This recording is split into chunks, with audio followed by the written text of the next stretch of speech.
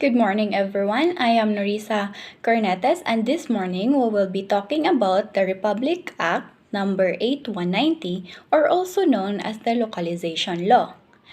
We will have these specific goals that the PST or pre-service teachers could explain how a teacher becomes a qualified applicant under the localization law and discuss the sanctions for violating the provisions of the localization law. This was passed into law during the term of President Fidel V. Ramos and Brother Armin A. Luistro, as Secretary of the Department of Education. So, the Republic Act number 8190 has the title An Act Granting Priority to Residents of Barangay, Municipality, or City where the school is located, and in the appointment or assignment of public school teachers.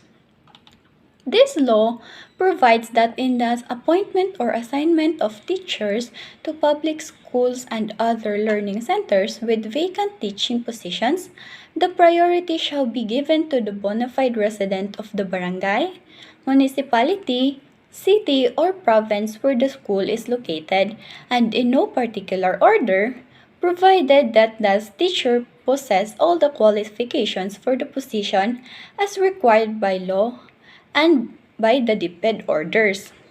So, what do you mean by a bona fide resident? Okay, this refers to a qualified applicant who is prior to appointment resident for a period of 6 months and of a particular barangay, a municipality, a city, or even in the province of where the school is located, and as an evidence by legal documents to be identified by the department. Next, so additional. So when you say bona fide resident, if you are a qualified applicant already, meaning you met one of the qualifications, which is to be a bona fide resident in a particular barangay where you want to be assigned as a teacher 1. Okay, so to be a resident of that barangay, you need to be living in that residence for at least 6 months. Then, the barangay captain will be able to give you the barangay clearance, which will be a proof that you are a resident of his or her barangay.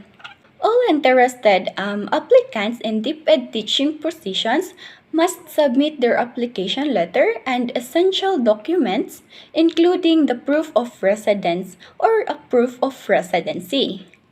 There is also a requirement for you to be in a RQA that you need to submit your voter's ID or your voter's certification.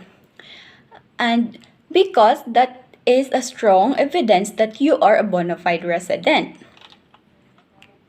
The school head will verify the authenticity of the documents submitted and will forward such documents to the office of the school division superintendent.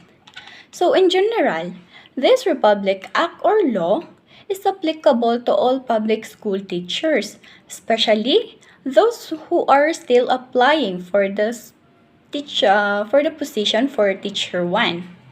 In recent practice, local residents are prioritized in the appointment to any vacant teaching positions in the Philippines. This gives the opportunity for teacher applicants to work close to the residents and assures that teachers possess better understanding of the context of the school community where they are working. In case of protest, the applicant filing for protest must have subscribed and sworn to in a form of letter complaint to proper authorities.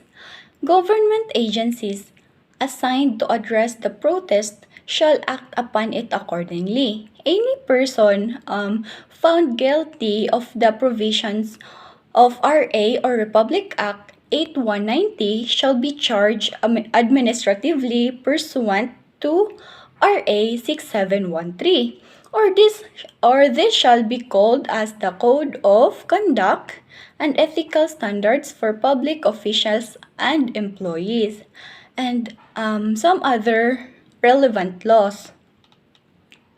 So, administrative sanctions for any willful violations of RA 190 and its implementing rules and regulations shall be imposed as follows. First violation: suspension of 1 month without pay. Second violation: suspension of 2 months without pay. And the third violation and subsequent violation is suspension of 1 month without pay. So, let's give to Mr. Cabanag, and he will continue the other laws or topic. Thank you.